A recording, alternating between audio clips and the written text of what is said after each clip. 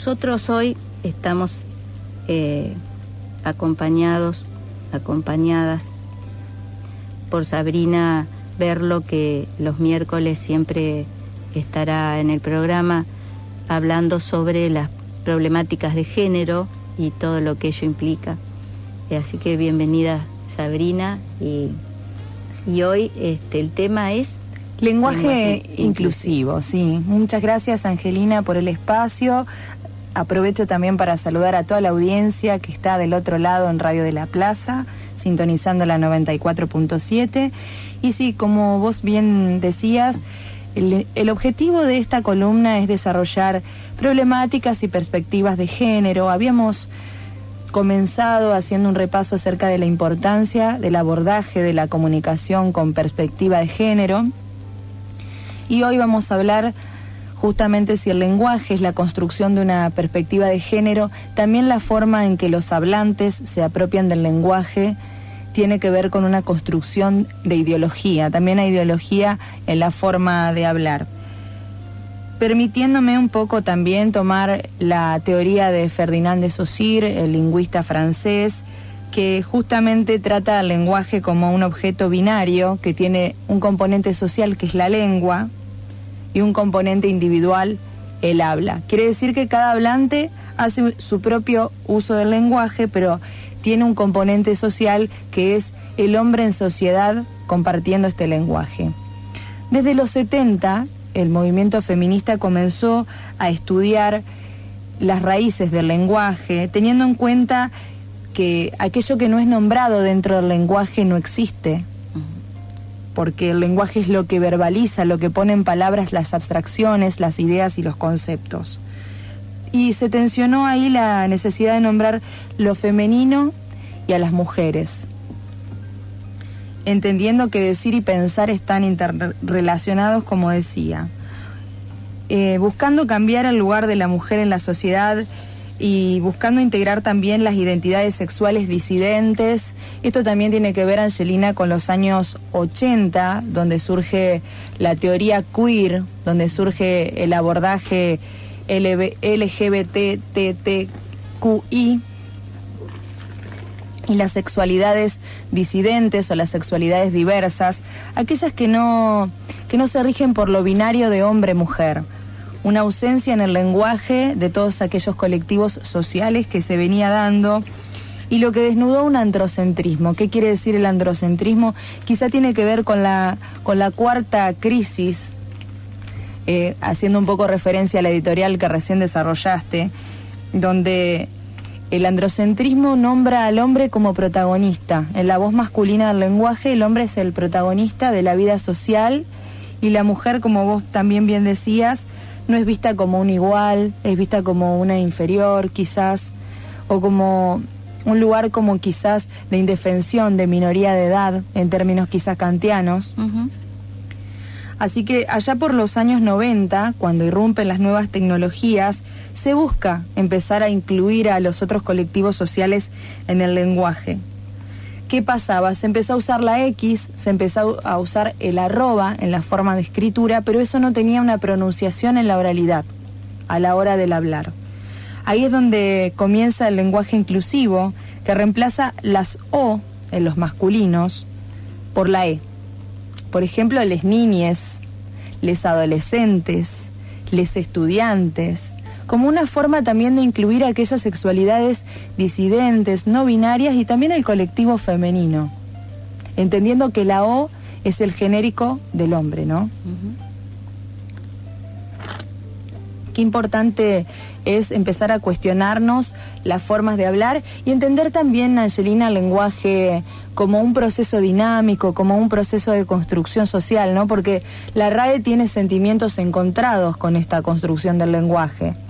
Allá, a comienzos de este año, se hizo el Congreso de la Lengua Española, y si bien la E lo trataron como discriminatoria en un principio, antes de realizar el Congreso, donde dijeron también que el lenguaje inclusivo no iba a tener una perspectiva o un enfoque dentro del Congreso de la Lengua Española, tuvieron que tener aquí un discurso moderado. Quizá la realidad al encontrarse con los hablantes, justamente volviendo a esto de que la lengua es una construcción social, tuvieron que tener una apertura hacia afuera en el discurso y establecer que, bueno, el lenguaje es dinámico, si los hablantes lo van utilizando, quién dice en el futuro la lengua española puede incorporar el lenguaje inclusivo, y un poco moderaron esta postura reticente.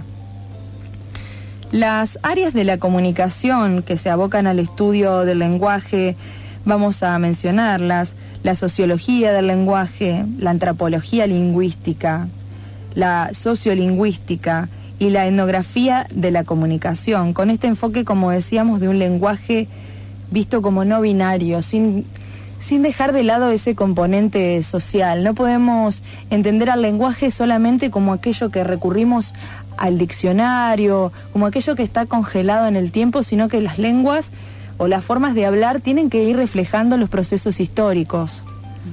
Recién, con la lectura del comunicado, bueno, hay que también entender la ley o los marcos normativos, y entre ellos al lenguaje, como procesos susceptibles de ser interpretados desde el materialismo histórico, es decir, sujetos al proceso histórico en el que nos encontramos, y en ese sentido, bien decías vos, se trata de un retroceso, porque plantear una ley no está mal, el tema de un servicio en valores, pero el problema de esa discusión es quién lo administra, ¿no? La Gendarmería Nacional, que no ha probado ser efectiva y en las causas ha tenido muchas polémicas en sus pericias.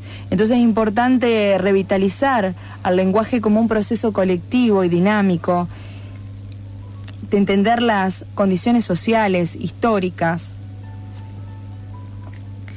El lenguaje incluye cuando realmente se utiliza la E, porque hace muy poco tiempo se ha visto un comunicado público de las sexualidades no binarias o las sexualidades disidentes respaldando el uso de este lenguaje, que suscita mucha polémica en aquellos sectores de la derecha, conservadores, liberales, que no quieren adaptarse a los giros que realmente se están dando en la militancia, sobre todo en las áreas del feminismo, los sectores del feminismo, los sectores del LGBT.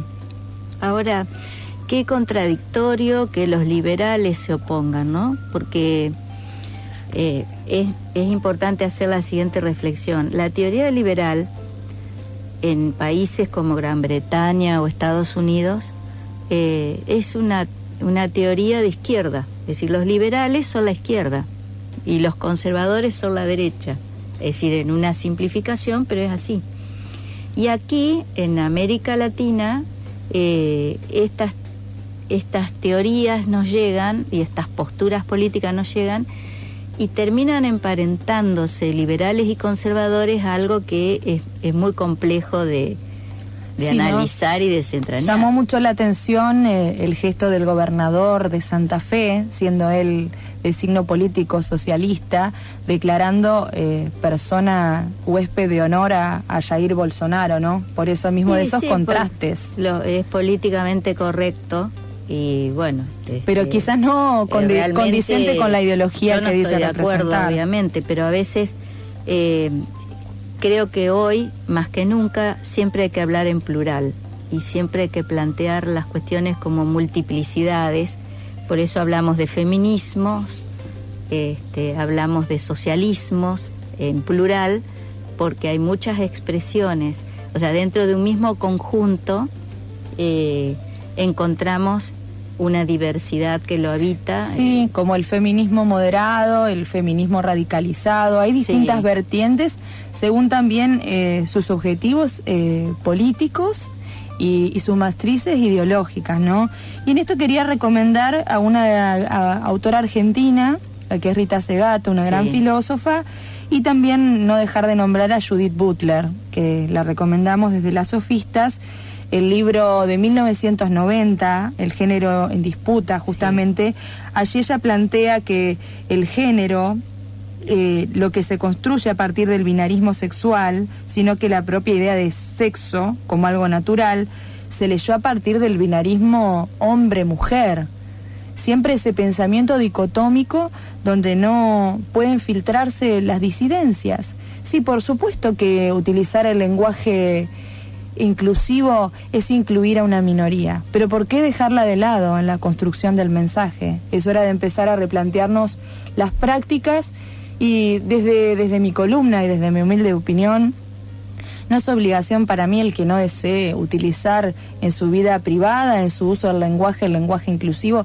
Esa es una decisión personal, pero respetemos a aquellos compañeros que sí les gusta utilizarlo y aquellos compañeros que se sienten identificados y mencionados con el lenguaje inclusivo.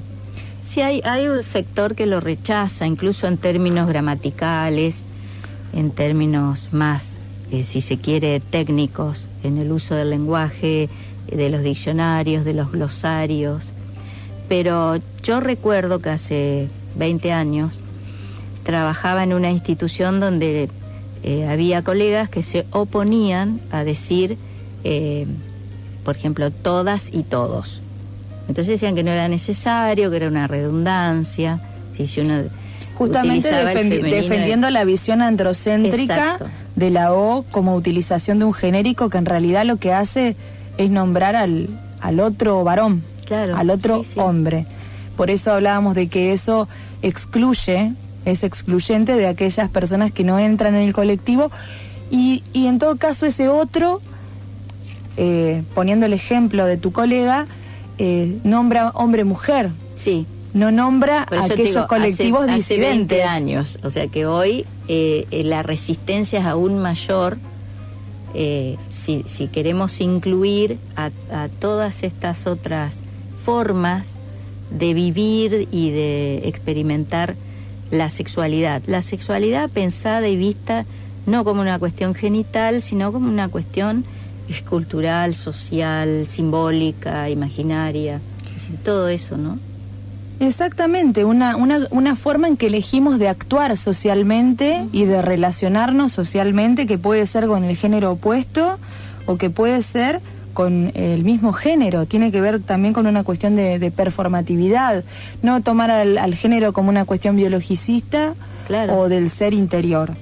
Por ahí eso cuesta cambiar la matriz ideológica que ya está arraigada en mucha gente y que no quiere hablar con la E porque le parece deformar al lenguaje, pero bueno, eso tiene que ver también con que el lenguaje sea visto como un proceso dinámico y no como un proceso estanco, como hacíamos referencia.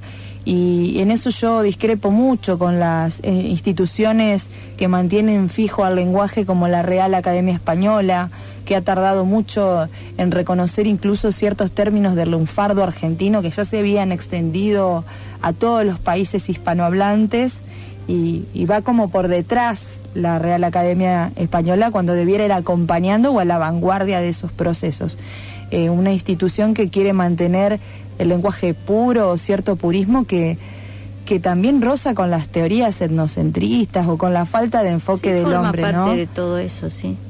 Entonces, bueno, me gusta poder pensarlo junto a vos, junto a todos los oyentes de Las Sofistas, porque es muy importante que se tome en cuenta que el lenguaje es una construcción de ideología. Me hace ruido, pero quiero hacer hincapié en esto de que presidente, presidenta, hubo muchos cargos también en la jerarquía, en el poder, donde no estaba nombrada la mujer, y poner eso en discusión también tuvo mucho que ver con la llegada de Cristina Kirchner, de empezar a usar ese todos y todas. En la ciudad de Paraná, una de las activas militantes del lenguaje inclusivo ha sido la concejal y actual candidata Estefanía Cora, que ha dado su pelea en el municipio de Paraná para que los textos legales contemplen el lenguaje inclusivo. Qué bueno eso, qué importante.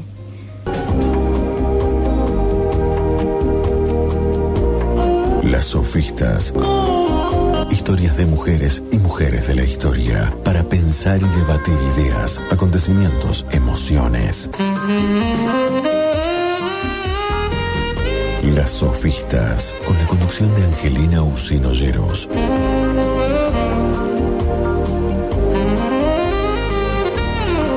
¿Qué será esta canción de Chico Buarque, que además estuvo en la película Doña Flor y sus dos maridos, allá por los años 70, que es interesante ver hoy esta novela de Jorge Amado, cómo pensaba la mujer, ¿no? Esta mujer que estaba atrapada entre dos tipos de hombre, uno que era bohemio, mujeriego, y el otro que era muy estructurado y serio.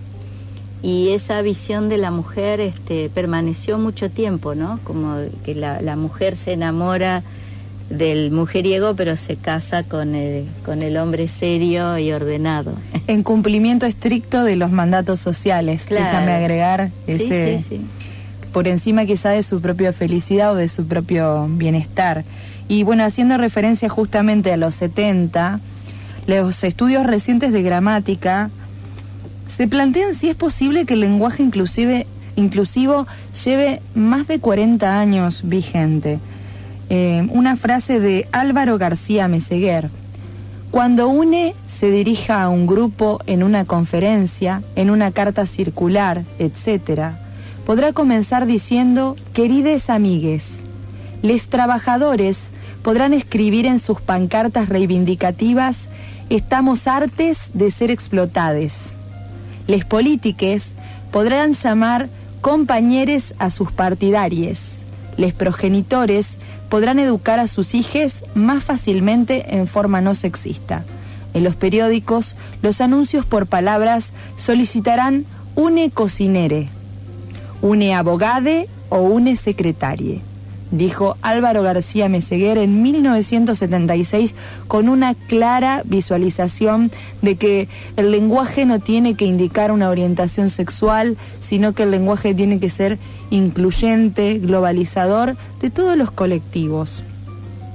Esto, como bien decíamos en la primera parte, ha encontrado muchísima oposición porque el lenguaje es ideología y, ¿por qué no?, porque este lenguaje inclusivo va más allá y cuestiona el orden patriarcal en el que la sociedad decidió erigirse. Me gusta mucho leer y repasar siempre la teoría de patriarcado de Federico Engels, que me parece un gran visionario, donde él depositó justamente en la familia, institución, en la religión, en la burguesía, en esa asociación de la burguesía y la iglesia, el orden patriarcal, porque era necesario que la mujer fuera fiel en aquella época donde no existía la anticoncepción, para poder determinar el origen de paternidad y para que el hombre pudiera así dejar su legado económico, financiero y del capital.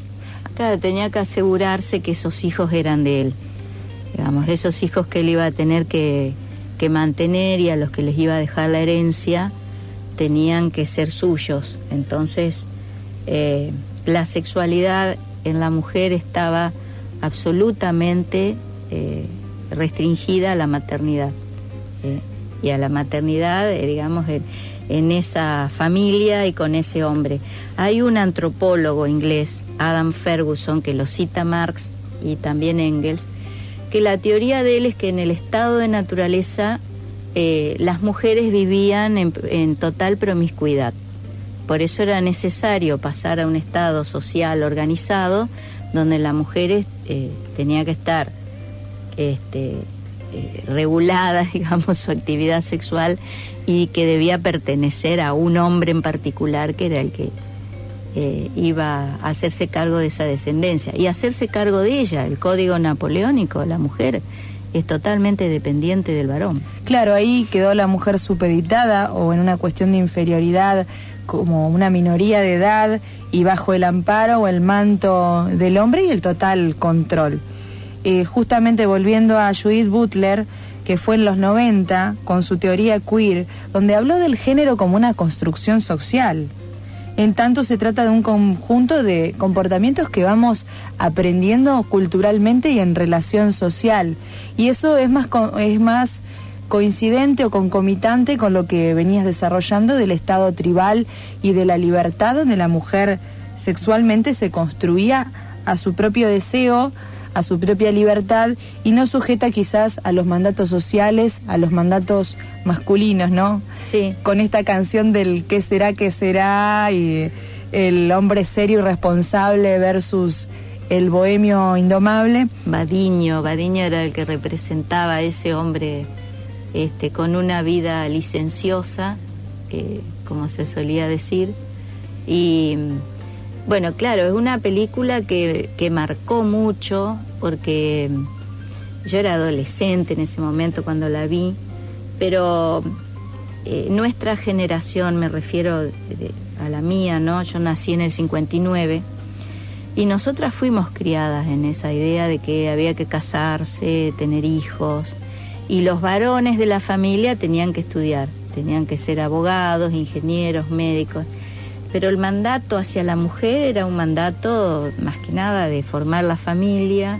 Bueno, esto es algo que ha sido suficientemente analizado hasta en los juegos infantiles, qué es lo que tienen las niñas para jugar y los niños para jugar. Claro, por eso estuvo más que interesante el año pasado cuando Coto hizo una publicidad, perdón la marca, pero hizo una publicidad de sus juguetes por el Día del Niño, y donde el hombre o el niño varón eran naves espaciales, pelotas deportivas, y para las niñas muñecas, cocinitas, la construcción del género que es social y que tiene que ver mucho con la ideología. Y que todavía está muy vigente, todo el tiempo está vigente. Exactamente, de la mano del surgimiento de la teoría queer se pone en discusión esta noción biologicista de que uno nació con determinada genitalidad y por eso está sujeto a amar de determinada manera, ¿no? Sí.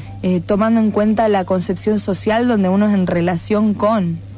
Y hoy por hoy, por ejemplo, hay tantas sexualidades disidentes y personas que aman a una persona por su condición de persona o por su forma de ser, qué amplitud mental, ¿no? Poder ver al otro por lo que es y no por su sexualidad genital o por ese mandato social.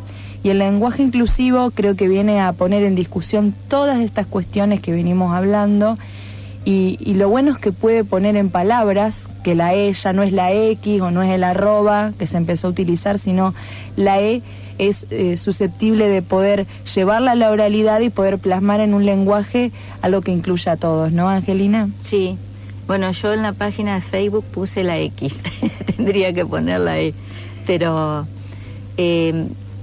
Simone de Beauvoir, cuando ella decía no se nace mujer, y en El segundo sexo, la primera parte de su libro, habla precisamente del discurso de la biología.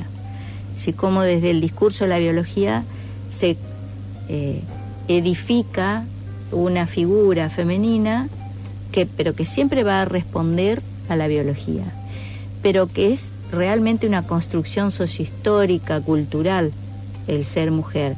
Y hoy se plantea el autopercibirse como cada uno, cada una se percibe, se autopercibe, y cómo se aborda esa otredad también, ¿no? Esta otra forma de aparecer en el espacio público, en el espacio institucional, donde lo que predomina es el deseo propio y se revela este deseo que se impone desde arriba, desde afuera, desde otro lugar.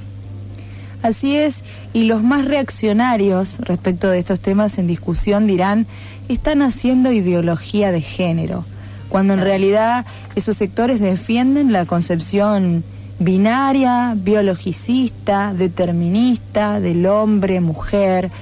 Bueno, ciertos sectores de matriz religiosa y económica que se asocian siempre porque la familia es una institución que ha colaborado con el desarrollo y la evolución del capitalismo, porque no hay que ser ingenuos aquí, que también hay una cuestión económica metida en esta discusión.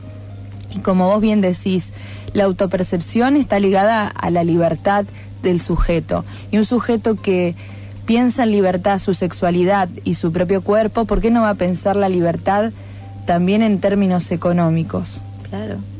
Bueno, es tan fuerte la metáfora organicista que se ha dicho siempre que la familia es la célula básica de la sociedad.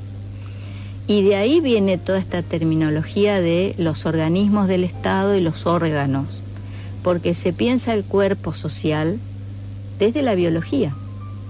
El otro día lo hablábamos con Verónica Streicher, la diferencia entre tejido social, que viene de ahí, de esta metáfora organicista, y lazo social, que hace referencia a lo simbólico, a lo afectivo, a lo emocional, ¿no? A un lazo que se construye solidariamente. En cambio el tejido es algo más rígido, ¿no? Claro, y es comparar a la sociedad con un cuerpo que está en funcionamiento, por eso de ahí viene el funcionalismo.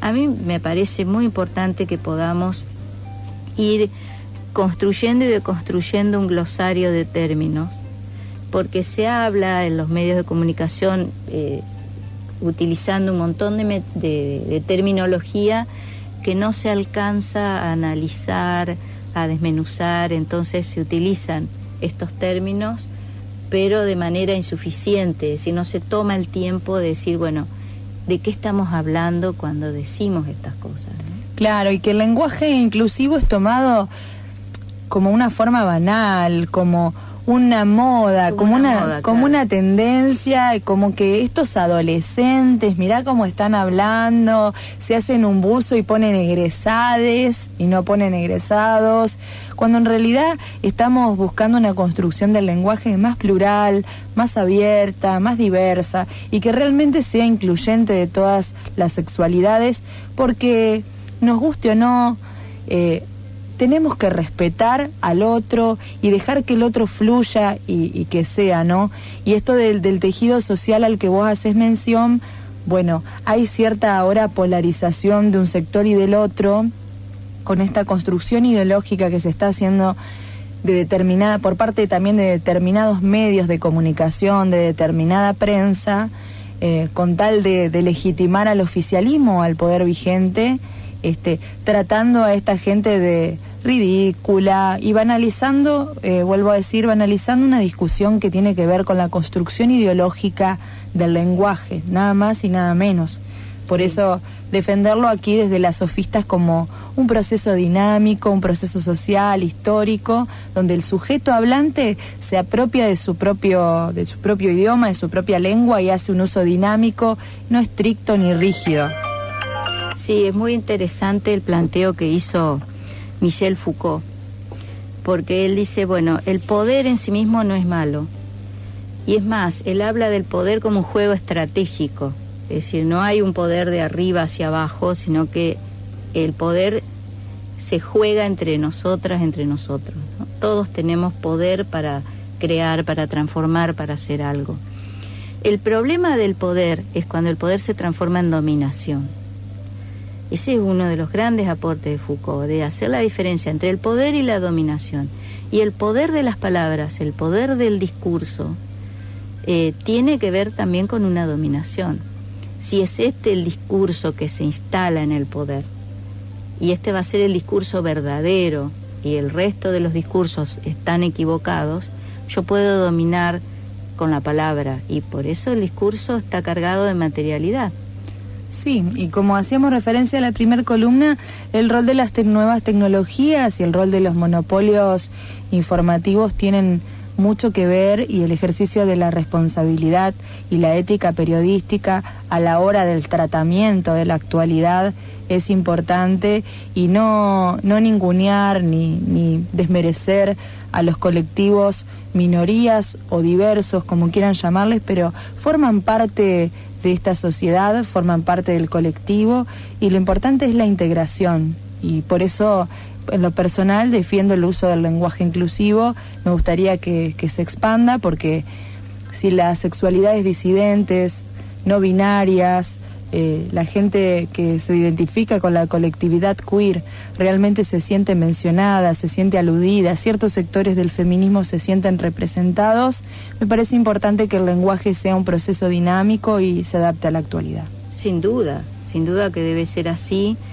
Y también es importante que podamos traer al debate distintas bibliografías, posturas, puntos de vista, fundamentaciones, para que evitemos la agresividad que surge a veces en paneles televisivos donde todo el mundo levanta la voz, todos empiezan a querer imponer su punto de vista, y ahí no circula la palabra, ahí se quiere imponer la palabra.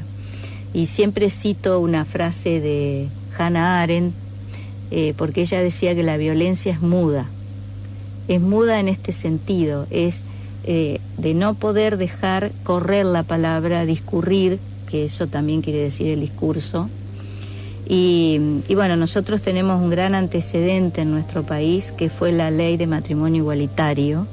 Sí, que ha celebrado 9 años ya. Exactamente. Y esa ley también trajo aparejado un debate muy interesante con las políticas de inclusión, que bueno, es un antecedente importantísimo que tenemos como país y como cultura.